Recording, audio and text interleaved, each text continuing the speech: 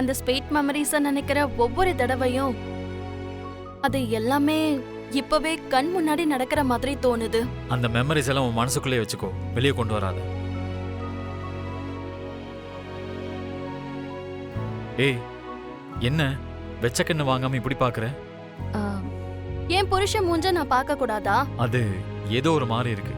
ஏதோ ஒரு மாதிரினா என்ன மாதிரி? உன்ன அப்படி யாராவது பார்த்தாங்கன்னா தெரியும். யாரோ எதுக்கு? நீங்களே பாருங்க. எனக்கு வேற வேலை இல்லைன்னு நினைச்சிட்டு இருக்கியா?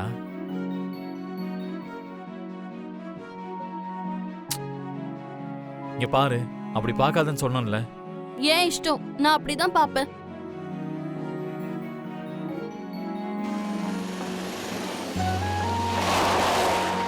இறங்கு, பின்னாடி உட்காரு. பின்னாடி உட்காரணுமா? ஆமா, நீ பக்கத்துல உட்கார்ந்தா எனக்கு ஒரு மாதிரியா இருக்கு. நான் பின்னாடி போய் உட்கார்ந்தேன்னா உங்களை டிரைவர்னு நினைச்சிட்டாங்கன்னா? இப்ப மட்டும் நான் டிரைவ் பண்ணாம என்ன பண்ணிட்டு இருக்கேன்? அறிவாளி மாதிரி பேசாம பின்னாடி போய் உட்காரு. வேலைக்காரன், வாட்ச்மேன், டிரைவர் எல்லாம் சம்பளம் கேக்குறாங்கக்கா. நீங்க என்னடானா பீரோ சாவி எடுத்துட்டு போயிட்டீங்க. அவங்க முன்னாடி தலை குனியற மாதிரி ஆயிடுச்சு. சாயங்காலம் கொடுக்கறேன்னு சொல்லி அனுப்ப வேண்டியது தானே தேவயானி? இவ்வளவு சின்ன விஷயத்துக்கு நீ எதுக்காக டென்ஷன் ஆகுற? ஜானு, இந்தம்மா சாவி.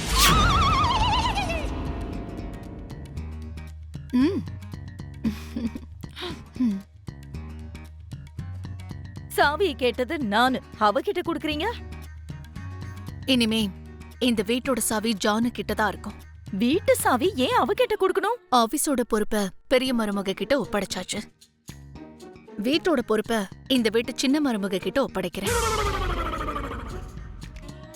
அரவிந்தா, ஏன் இப்படி ஒரு முடிவு எடுத்திருக்க? அதுக்குள்ள எதுக்கு? எப்போ என்ன நடக்கும்னு சொல்ல முடியாதுல்லங்க. வீட்ல மருமகன்னு வந்துட்டதுக்கு அப்புறம் நமக்கு எதுக்கு இந்த தலைமை எல்லாம்? அவங்க கிட்ட பொறுப்பு கொடுத்துட்டு நாங்க ரெஸ்ட் எடுத்துக்கிறோம். தேங்க்யூ அத்தை.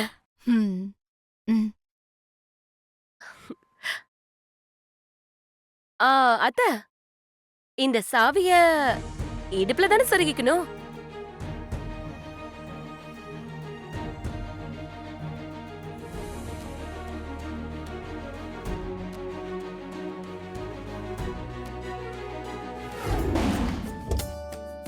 வணக்கம் மேடம். வணக்கம். நான் தான் இங்க சைட் இன்ஜினியர் மேடம். ஐயோ மேடம், நீங்க இருக்க மேடம். டிரைவர், நீ அந்த ஃபைலை கொண்டு வா. யாரா டிரைவர்? யார பாத்துடா டிரைவருங்கிற? யாரு? கண்ணு என்ன பின்னாடி வச்சிருக்கியா? புதுசா வேலை செய்றியா? நான் யாருன்னு தெரியல.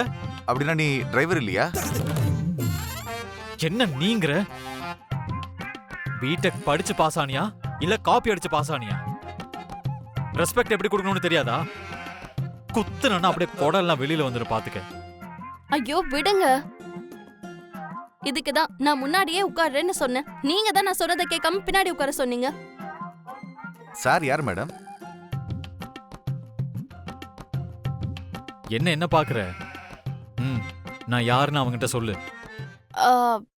Sir sir. என்ன மழுப்புற? எனக்கு போஸ்டிங் இல்லைனாலும் பேர் இருக்குல்ல, அத சொல்லி தொலை. சார் தான் மித்ரானந்தன். என்ன அதோட நிறுத்திட்ட? இன்னும் சொல்லு. அவ்வளவுதானங்க உங்க பேரு? பேரு பக்கத்துல வேற எதுவும் இல்லையா?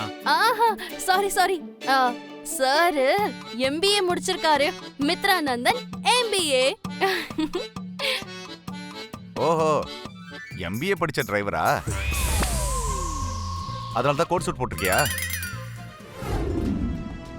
டேய், அவங்க வந்துட்டாங்க. இன்ஜினியர் பக்கத்துல இருக்காங்க. பாத்தியா? பார்த்துட்டேன். லேட் பண்ணாத. சொன்னது ஞாபகம் இருக்குல்ல? அவங்கள தீர்த்து கட்டணும். சரி சார்.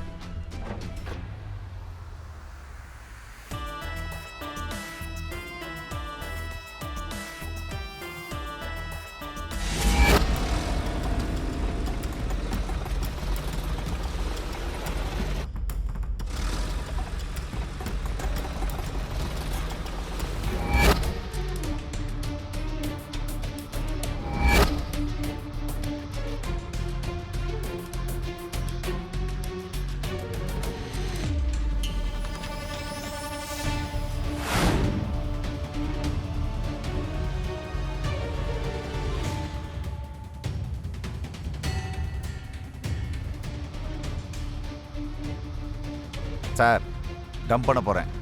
சரி சீக்கிரம். சரிங்க சார்.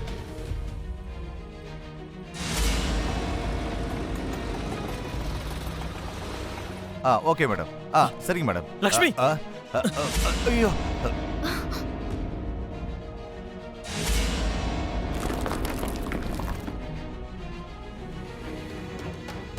கீழே ஆளுங்க இருக்காங்க பாக்கலையா?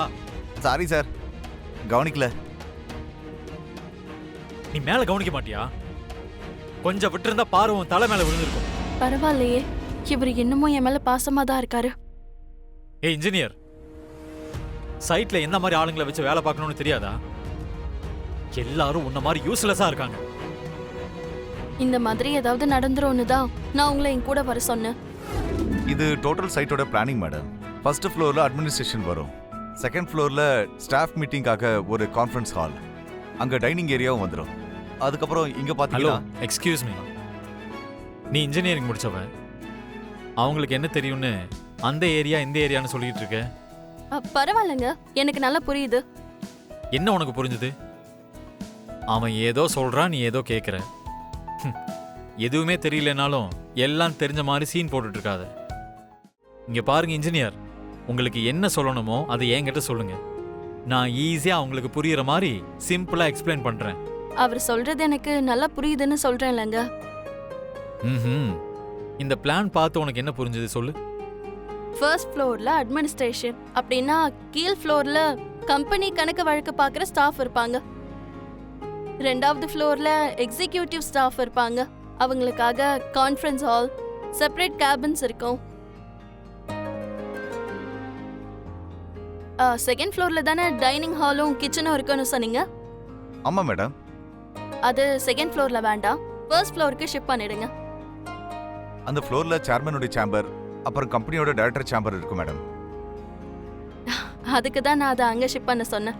மீட்டிங் நடக்கிற ஃப்ளோர்ல டைனிங் ஹால், கேன்டீன்லாம் இருந்துச்சுன்னா ஸ்டாஃப் எல்லாம் வேலை செய்யறதை விட்டுட்டு கேன்டீன்ல காஃபி குடிச்சிட்டு கதை பேச ஆரம்பிச்சிருவாங்க. அதுவே டைரக்டா சேர்மன் இருக்கிற ஃப்ளோர்ல கேன்டீன் இருந்துச்சுன்னா சேர்மன் பாத்துருவாங்கன்ற பயத்திலேயே ஸ்டாஃப் யாரும் கேன்டீன்ல டைம் வேஸ்ட் பண்ண மாட்டாங்க. Excellent madam. கல்யாணத்துக்கு முன்னாடி நீ என்ன படிச்சேன்னு சொன்ன? ஏதோ படிச்சேன் விடுங்க, என்னோட பொழுதுபோக்குக்கு. பொழுதுபோக்கா படிச்சதுல கூட இந்த மாதிரி சிலபஸ் எல்லாம் இருக்கா? அது சிலபஸ் பத்தி இல்லைங்க, அது காமன் சென்ஸ்.